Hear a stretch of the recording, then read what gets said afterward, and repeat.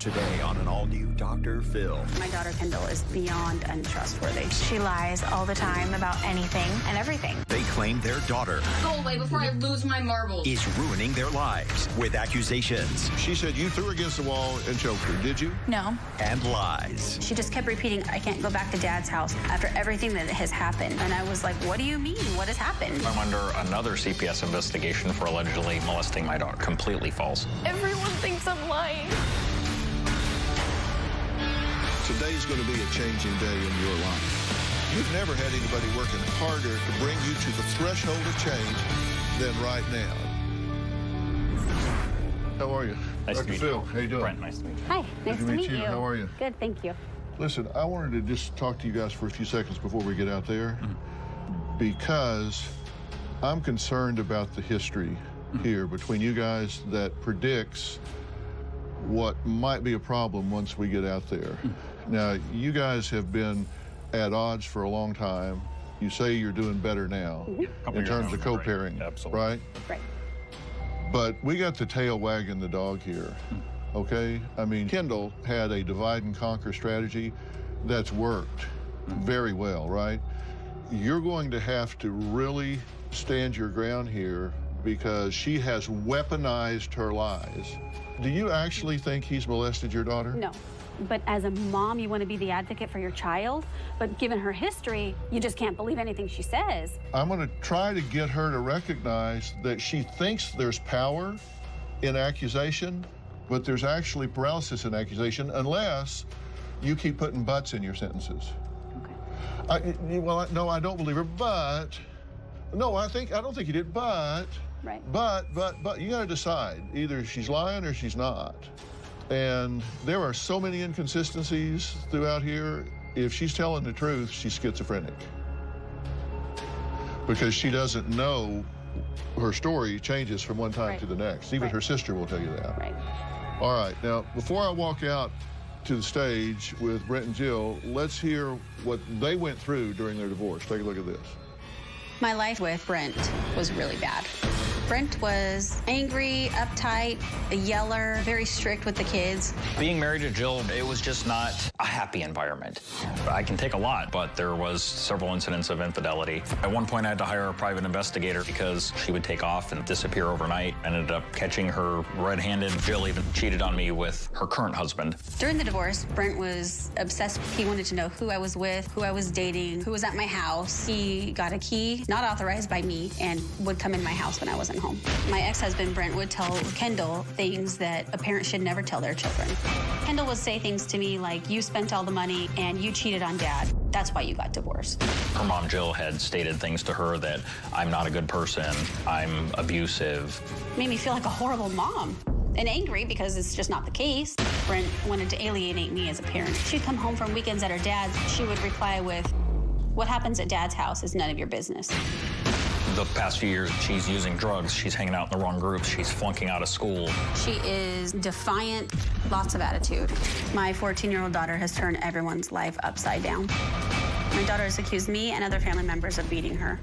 She has accused her father of busting her lip. Now she's leveled even sexual accusations against me. It is a complete mess. I just want to ask Dr. Phil, is my daughter acting out now because of the divorce with her father? Yes. She is acting out because of the divorce between you two, as many children do. And when it did happen, you guys had a lot of unfinished emotional business, right? I mean, when you divorced, it wasn't like, bye. Right. You still had warfare going on after that, true? Very true, yes. And how did she get caught up in the middle of that? I feel I tried to shield her as much as I could, at least on my side of things, but I'm sure she did hear many conversations of contention between Jill and I at either household when we were going through a lot of this, initially that first year. Didn't you talk to her about it some? When Kendall would bring something up to me, I would at least say something back to her, but I didn't, you know, like I wanted her to feel like she was heard, but I didn't go into depth on things. Well, her being heard's not you talking. You talking is you being heard. And from what she's telling us, you vented to her and she heard things from you about her mother. No, that's not correct. Okay, so, and I don't believe anything she says, so There were times, Dr. Phil, where she would come over to my house and she would say, hey, Dad, such and such bothers me. This is going on. And then I would allow her to have her moment to speak and offer some advice if I could. If it was something that was appropriate where I had to at least answer a question, I would answer it. But I tried to keep it at her age level as best as I could and make it as vague as possible. And a lot of times my response back to her was, well, kiddo, the best thing you can do is maybe talk to your mom about that. And that's her household. You got to work through those things over there. And it's not my place to get involved. And that wasn't your experience of what was happening over there, right? No. If that's all that was happening, how did she know what she knew? Right. Just if I'm making conversation, how was your weekend? What'd you do with your dad? Well, what happens at Dad's house is Dad business. But yet he would call my house and even ask questions as to what I'm making for dinner. Was he using her to monitor you? Yeah. And how do you know that? Just by the one side of the conversation that I would hear. And then he would tell me, I know what goes on over there. My older daughter, Lindsay, she eventually stopped going there because of the divide and the tension. And were you involved with someone else soon after this divorce? Yes. Or while it was pending? Yes, we both were. No, that's not correct, Dr. Phil. Do we need to go back in there and have another conversation? No. No. Because I want the facts. Don't you do what your daughter's doing by becoming spin doctors. I need to know what she's been through and what she has experienced. And if she's been the rope in a tug of war of this divorce, and she has been exposed to adult issues as a child, and been used as a pawn in a power game, been used as a spy, as someone to gather and report information back and forth, as she says, then I need to know that. Right. Because I need to know whether or not she has been emotionally involved in adult issues to the point that she felt responsibility and felt helpless and didn't know what was going to happen. And that's what she's telling us. She's telling us, and you're telling us, that she was saying things to you that could only come from him. And because I don't believe anything she says, because she has such a history of fabrication, that I only listen to things that are corroborated by someone independent of her. And you're telling me that she knew things that she could only get from him, that she was commentating about your relationship with Anthony, and the inappropriateness of that, et cetera, that a 9-year-old doesn't generate unless they've been coached about that. Right. And vice versa. That both of you were commentating about adult issues with her. Was that going on or was it not? I would think with both parties to some extent. When we went to court, I felt so caught. I felt so stuck for so long, and that's why I asked for the court-appointed advocate. I said, don't listen to me, don't listen to him. Get somebody completely separate.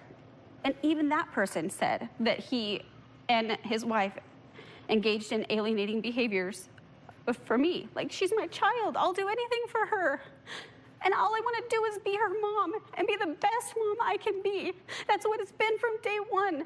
And I may not be perfect, but right now, we just have to grab the mess and try the hardest that we can to fix it. And that's why I'm here. I'm not saying that I'm perfect, and I'm just saying that there has been independent people who have said that he alienated her from me. Do you both agree that she was in emotional turmoil because of unfinished emotional business and warfare between the two of you at the time? Absolutely. Yes. Well, coming up, we're going to meet Jill's husband, Anthony, and her older daughter, Lindsay. And we're going to talk about Kendall's first big accusation against the family, an accusation that ended with Dad Brent calling CPS. We'll be right back.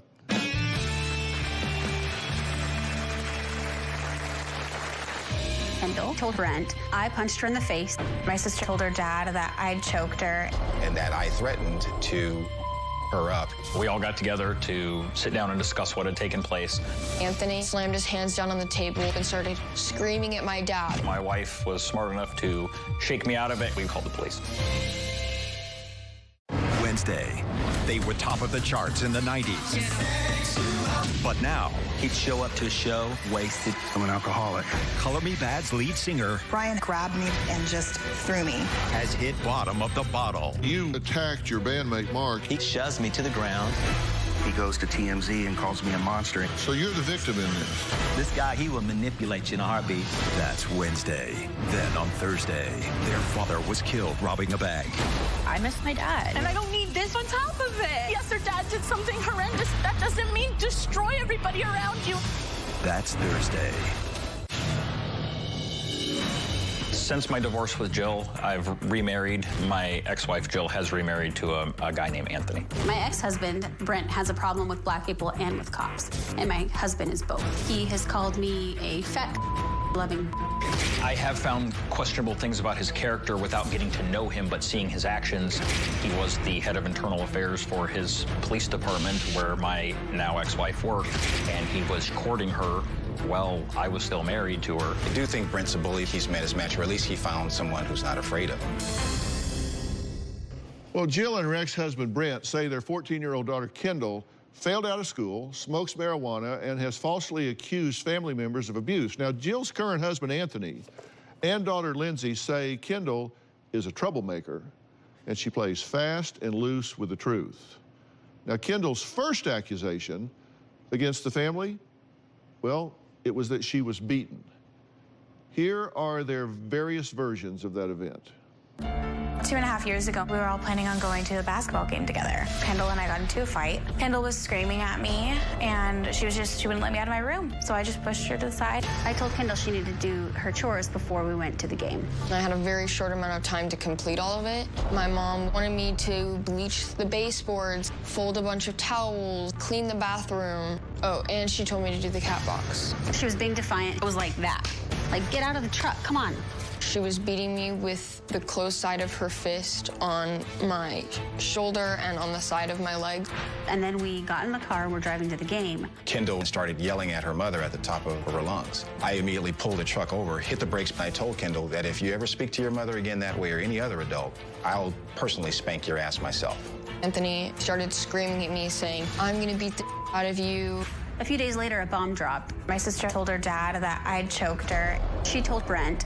I punched her in the face. And then that I threatened to her up. Kendall told me her side of the story the day they went to the basketball game. I was concerned. We all got together to sit down and discuss what had taken place. Brent was being a complete jerk and believed every word that Kendall said. Anthony started to interrupt her, and I just stuck my hand up and said, hey, let her finish. And he started screaming at my dad. He stood up, slammed his hands down on the table, and said, you want to go, I'll beat your too. I was ready to go right back at him, but my wife was smart enough to shake me out of it, grab me, and we went outside and called the police. Kendall actually jumped up from her chair and ran out the front door.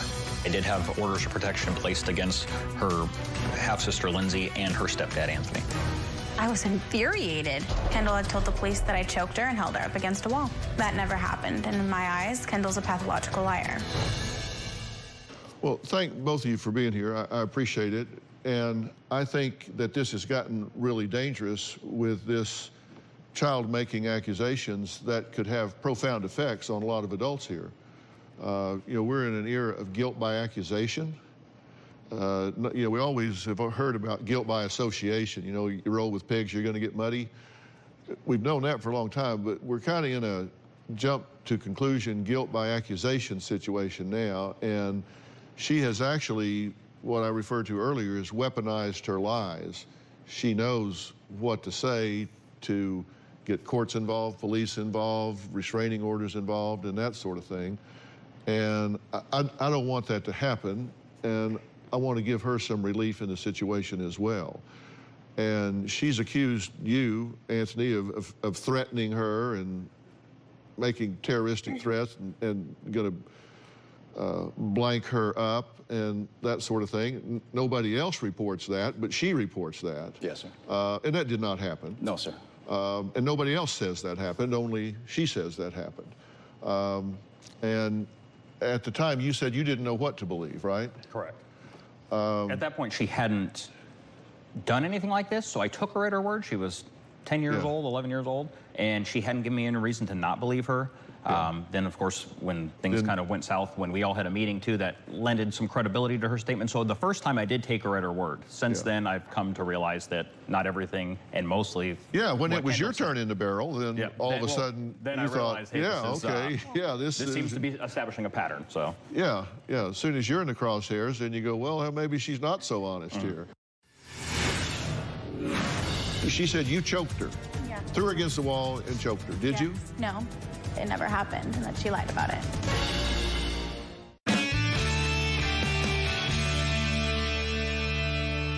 Well, Anthony, you're kind of new onto this scene, certainly new as compared to the biological parents here. What do you think's going on with her? You know, Dr. Phil, it's probably a combination of things. I think that in the beginning, when the marriage was coming to an end, you know, I think Kendall was in this tug of war between parties to basically, one party wanted to win her over from the other. I think she was told a lot of things, and she was exposed to a lot of things that she should not have been. Told a lot of things that only adults should be talking about, but not to 10 and 11-year-old children. I think that has really messed up her brain, and it has, because it hasn't been corrected over the years, she's still in that same stage of mind, that same frame of mind, in that same mode of thinking. And she hasn't been deprogrammed to say, okay, we're wrong, we shouldn't have done that, now let's start to take some steps to correct our mistakes. Has she changed in your experience from a sister standpoint? Like recently or since the divorce? Well, since the divorce. Yes. How did she change? She's become a lot. She's really rude now. She's angry all the time. We get into fights more often about stupid things. She said you choked her. Yeah. Threw her against the wall and choked her. Did you? No. Yesterday, actually, she finally admitted that it never happened and that she lied about it. Yeah. So Anthony's right. There was a change point. And I've said I thought she was really caught up in having adult issues forced on her. And, you know, when there's no more stressful situation to be in than to be held responsible for things you don't control. And children really have a way of holding themselves responsible for things that are going on. I mean, if a family is breaking up, if mom and dad are breaking up, kids really do figure out how it's their fault.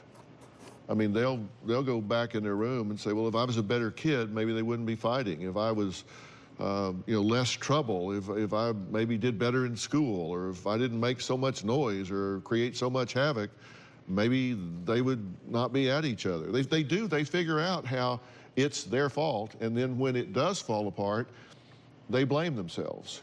And then if they start getting politicked by each side, then when they're with you, they'll feel guilty because they feel they're betraying you. Right. And then when they're with you, they'll feel guilty because they're betraying you. So there's nowhere to run, nowhere to hide.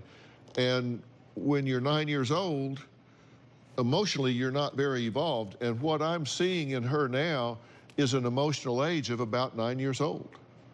I mean, when you look at emotional development and emotional problem-solving skills and emotional reactivity, it appears that she's arrested at about 9 years of age. She has not evolved on because of trauma. And when was she diagnosed with ADHD? 2007, April of 2017. And she was prescribed medication for that? Yes. And how did she change when she went on that medication? Oh, it did not go well. It made her very angry and rage when she would come off the medication, so we stopped that. Just by the way, I certainly can't diagnose her, and I've not even met her at this point. But when I did practice, my specialty was brain and central nervous system, and I see absolutely no signs that this child is ADHD. And giving her those medications is like throwing gas on a fire. Yes, we saw that firsthand. Yeah, that's just, yeah. Okay, coming up, I'm going to take a closer look at the accusation number 2 that involved a book the size of Harry Potter, plus accusation number 3, which has caused complete chaos within this family. We'll be right back.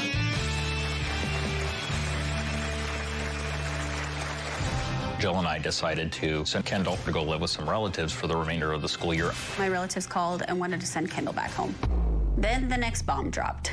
Kendall got on the phone and was crying. I can't go back there. I can't go back to Dad's house after everything that has happened. And I was like, what do you mean? What has happened? About 6 months after Kendall's first accusation, she was at it again. This time it was against me. Kendall called me from school and she was frantic. I immediately went to Kendall's school and the police showed up. My dad got angry at me and he threw a book and 2 pairs of Converse at me. The shoes hit me in the corner of my eye. He picked up the book and he threw it at me and it hit me in the lip and it busted my lip open. Kendall even showed us the book and the page where there was blood on it. I thought to myself, well, one, he's finally got so pissed off that he threw something at her, or this just didn't happen. And we're talking about a book. We're talking about a big book. About the size. And this supposedly was thrown at her and hit her in the mouth, right? That's her story. Well, that was her story, and that was investigated. Correct. And forensically, they found some inconsistencies with that allegation, correct? And what were those inconsistencies? When she stated that I hit her in the face with the book, the blood splattered onto the book when it made contact, and that's why she had the fat, bloody lip. When they opened up the book and saw the blood that was on there, they could clearly tell it had been smeared onto the book. It wasn't blood splatter. It was my wife. Smeared. Yeah, my wife actually walked in the night before all this blew up, after this had taken place, and noticed that she was wiping blood on the book, but didn't think anything of it until the next morning when everything went down at school and then CPS got involved. Then we realized, okay, she was basically setting up, I'm going to wipe blood on the book, then I'm going to go to CPS, I'm going to go to school, report it, set him up that he threw the book at me, and go from there. Then Kendall made accusation number 3. She now claims that the biological father, Brent, molested her. It just seemed to be getting worse and worse. Jill and I decided to send Kendall to go live with some relatives for the remainder of the school year, get her a new environment. When she moved in with the relatives, I have to say that I didn't feel very confident that she would be there long. My relatives called and wanted to send Kendall back home. Jill did have a conversation with her and said, if you come back, you're living with your dad, you're going to go to his high school in his district, you're going to ROTC, and you will live with him full-time under his rules. When Kendall heard that information or understood what the living conditions were going to be, it was a time for another meltdown and another smoke screen. Then the next bomb dropped.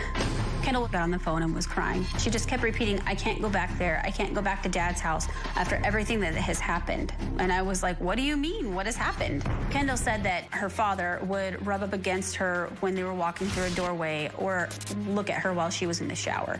I was disgusted. I'm still in shock and heartbroken. The bottom line on these accusations of molestation, they're completely false. Now I'm under another CPS investigation for allegedly molesting my daughter.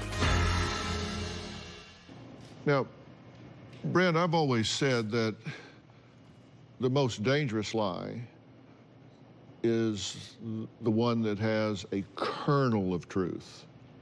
A kernel of truth. Can you think of or point to a situation where you have inadvertently walked into the room or brushed up against her, or something that she could point to, reframe, or reference in some way to spin as inappropriate? Certainly to spin. She's my daughter, so of course when she walks through a door, I'll put my hand on her back as she walks through the door. When I go a week without seeing her, her and I, up until recently, had a great relationship, so I am excited to see her. I give her a hug. I'll give her a kiss on the forehead now that she's older. When she was littler, I used to give her a kiss on the cheek or on a kiss on the mouth. The shower, she locks her bathroom door and blares the music as loud as she possibly can to where we can hear it in the living room. And I've never once walked into the actual bathroom itself. My wife can actually hear me because she'll be like, oh, can you go tell her to turn it down? I'll walk around the corner, it's right there in our living room, and I'll knock on the door and you can hear me knocking. You got 5 more minutes, you've been in there for 20 minutes, let's get the music turned down. Never once walked in on Kendall. I've always knocked at the door, let her know what she needed to have done, and my wife can hear me knocking and having a conversation through the door.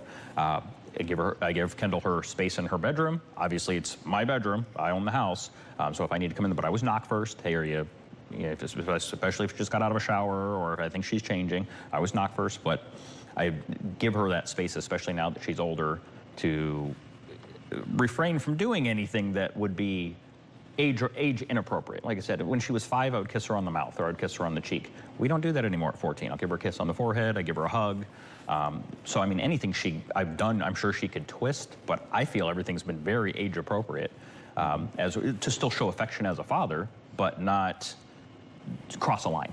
Mm-hmm. And why do you think she chose this particular lie to tell instead of something else? Honestly, I'm still trying to process a lot of it. I'm heartbroken. I'm obviously pretty mad at her. I wanted to distance myself.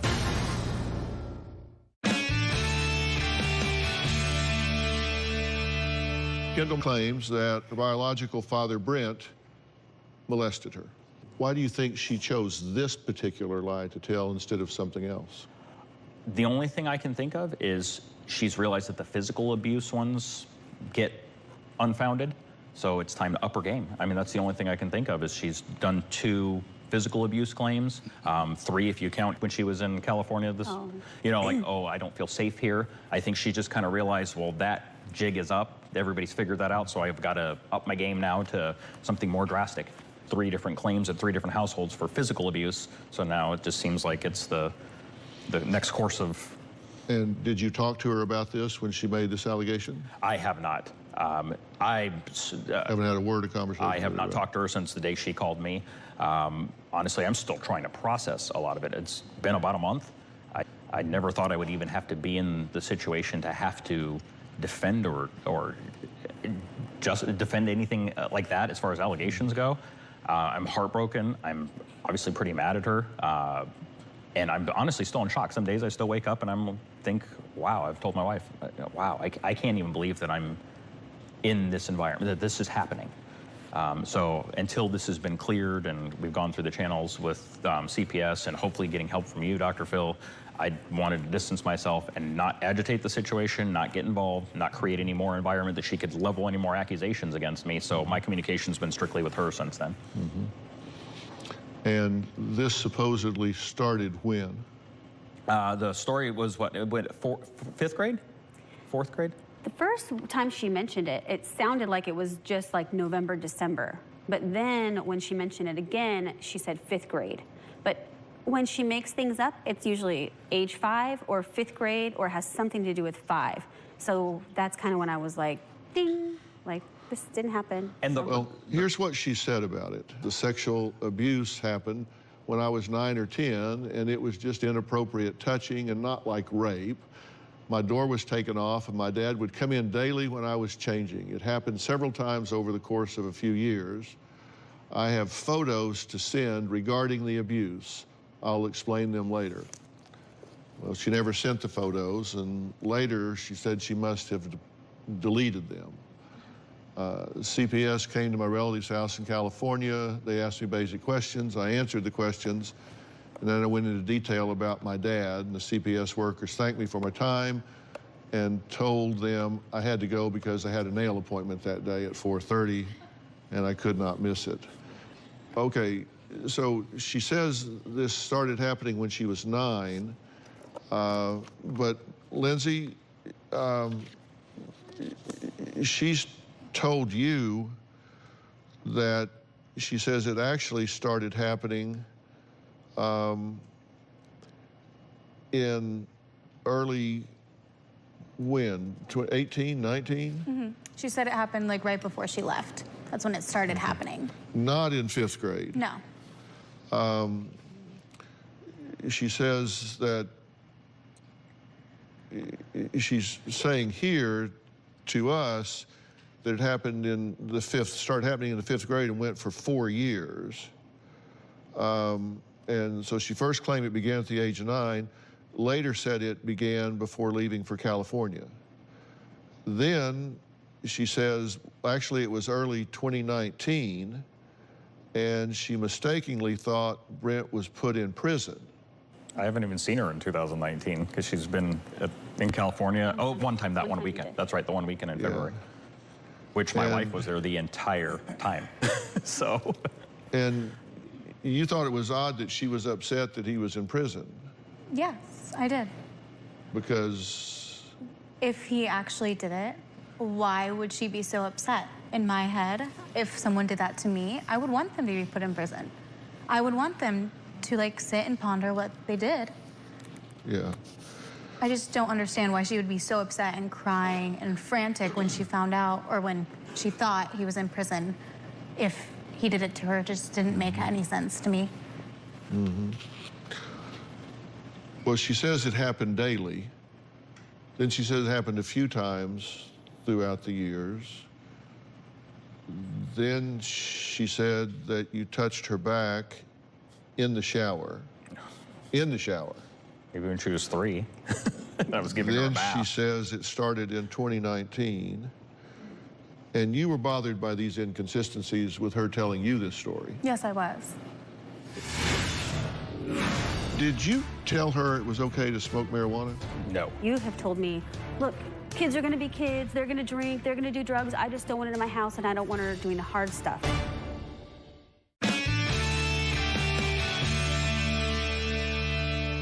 You're not a big fan of Brent's.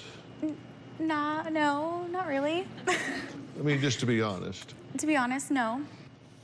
You're not a big fan of his, but not being a big fan of his doesn't mean you think he's molested your sister. I do not think he has at all. I do not think so. Why not?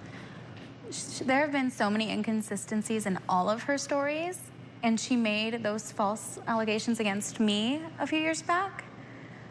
And I lived with him for like, I don't know, 10 years of my life. He's always been like really respectful, like knocking on doors, everything. I don't think he did it. Her story doesn't match up. She lied about me slamming her up against a wall and choking her. It doesn't. And she always wanted to go be at her dad's house all the time. She hated it when she lived with my mom and I. She hated it. So in my head, why would she want to go live with her dad if all of this was happening throughout the years? Well, are you uncomfortable being around her? Yes, sir. And what's your fear? My fear is, I called this 2 years ago. I said to my wife that, you know, after the allegations or the lies that Kendall had told some years ago, that we have to prepare ourselves for what's next. It could be a hurricane that comes down next against me, and I can't afford to have that happen again. I can't afford to have him come to my job again. I can't afford to be investigated again. I can't afford to have people going to my human resources department again based off of lies that she's told someone, and they've gone to go and investigate it to try to get me in trouble. So my fear was 2 years ago that she would say something like this about me. So 2 years ago, I began the distancing process between me and Kendall. Just self-preservation? Absolutely. Yeah. And, you know, that's what I was saying earlier. She's weaponized this to the point where she thinks she's getting power, but in fact, it's isolation and paralysis. I mean, she's actually putting herself over here. Now, did you tell her it was okay to smoke marijuana? No, absolutely not. The conversation I had with Kendall, when I did find out that there was some of that going on, was, I don't like it. You shouldn't be touching any kind of drugs. You shouldn't be involved in any kind of drugs. However, I had to have a candid conversation with her.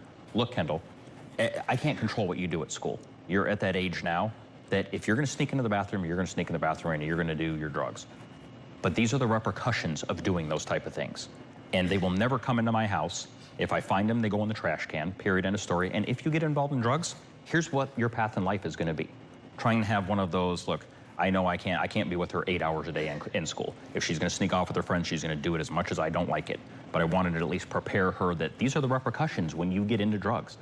Prison time, overdosing, health concerns. So we had many of those conversations when we had those discussions. But when you and I talk, you have told me, look, kids are going to be kids, they're going to drink, they're going to do drugs. I just don't want it in my house, and I don't want her doing the hard stuff. Yeah. But with a child like her, you can't take that approach. No, you're not doing drugs. Not now, not ever. Not under my roof, not under your mom's roof, nobody's roof, not at school, nothing. And I've told her, I don't want you doing it. That's my way. But I also... You give her an inch, she'll take 2 miles. That's the problem with this right now is too much inconsistency with parenting styles, things of that nature. You can't give her an inch, like Jill said. You know, no matter where she goes, it takes a village to raise a child. Everybody's got to be on the same page and give her the same consequences, and she needs to understand no matter where she goes, this is inappropriate and not acceptable. The whole idea of discipline is that they internalize the discipline and apply it when you're not there. That's the whole point of discipline. We've been talking about her, but we're going to meet her next. Kendall has made some serious accusations against her father, Brent, and I have some serious questions for her. But because I've never let a potential victim be in the same room with their alleged abuser, I'm going to have to ask Brent to leave while she comes out here. So I'm going to excuse him, bring her out here, talk to her, and then we'll bring you back. But we're going to take a break and bring her out, excuse you while she's here. We'll be right back.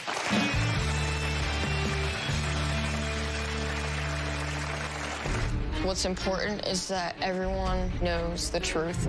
My dad's a very angry person. I can't go back to live with my dad because he molested me. It happened countless times. Well, we're out of time for today, and I have yet to start interviewing 14-year-old Kendall. I want to hear from her mouth why she made these serious accusations against her family. Here's a preview.